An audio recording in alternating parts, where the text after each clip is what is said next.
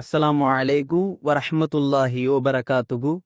கண்ணியத்திற்குரியவர்களே, இன்றைய காலகட்டத்தில் கண்ணியம் பற்றி நிறைய பேர் பேசினாலும் இந்த கண்ணியம் என்கிற ஒரு விஷயம் அது யாருக்கு சொந்தமானது? அல்லாஹ் குர்ஆனில் சொல்லும் பொழுது வலக்கது கர்ரம்னா பனி ஆதம் என்று சொல்கிறான். ஆதமுடைய மக்களை நாம் சங்கைப்படுத்தினோம், ஆதமுடைய சந்ததிகளை நாம் சங்கைப்படுத்தினோம் என்று அல்லாஹ் குர்ஆனில் சொல்கிறான். அப்ப இந்த கண்ணியம் என்பது நாம் எந்த சமூகத்தில் இருக்கிறோம் என்பதில் அல்ல, நாம் எப்படி நடந்து கொள்கிறோம் என்பதில் தான் இருக்கிறது. ரசூலுல்லாஹி ஸல்லல்லாஹு அலைஹி வஸல்லம் முதல் தடவை ஹிஜ்ரத்துக்கு ஜஅஃபர் ரலியல்லாஹு அன்ஹுடைய தலைமையில சில கூட்டத்தார்களை அனுப்பி வச்சாங்க. எங்க அனுப்பி வச்சாங்க அப்படின்னா அபிசீனியாவுக்கு அனுப்பி வச்சாங்க. அனுப்பி வைக்கும் பொழுது நபி ஸல்லல்லாஹு அலைஹி வஸல்லம் ஒரு விஷயத்த அந்த சஹாபிட்ட சொல்றாங்க.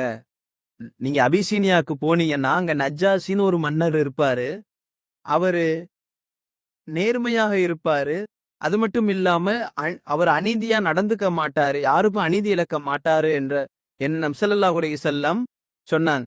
இந்த நஜ்ஜாசின்ற மன்னர் யாரு?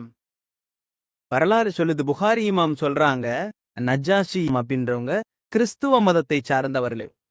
கிறிஸ்துவ மதத்தை சார்ந்த ஒருத்தர் குறித்து ரசூலுல்லாஹி ஸல்லல்லாஹு அலைஹி வஸல்லம் அவர் நேர்மையானவர், அநீதி இழைக்க மாட்டார் என்று சொல்றாங்கன்னு சொன்னா அவருடைய காரியத்துல அவர் சரியா இருந்தார், அவருடைய நடத்தையில அவர் சரியா இருந்தாரு, நேர்மை தவறாம இருந்தாரு, யாருக்கும் அநீதி இழைக்காம இருந்தாரு. இந்த இதனால அவர் எந்த சமூகமாக இருந்த போதிலும் நபியவர்களுடைய நாவு புகழ்வதற்கு காரணமாக இருந்ததென்றால் நம்முடைய வாழ்க்கையில் நேர்மை தவறாதவர்களாக, யாருக்கும் அநீதி இழைக்காதவர்களாக, யாருடைய மனதையும் துன்புறுத்தாதவர்களாக இருப்பதற்கு அல்லாஹ் நமக்கு தௌஃபீக் செய்வானாக. அஸ்ஸலாமு அலைக்கும் வரஹ்மத்துல்லாஹி வபரகாத்துஹு.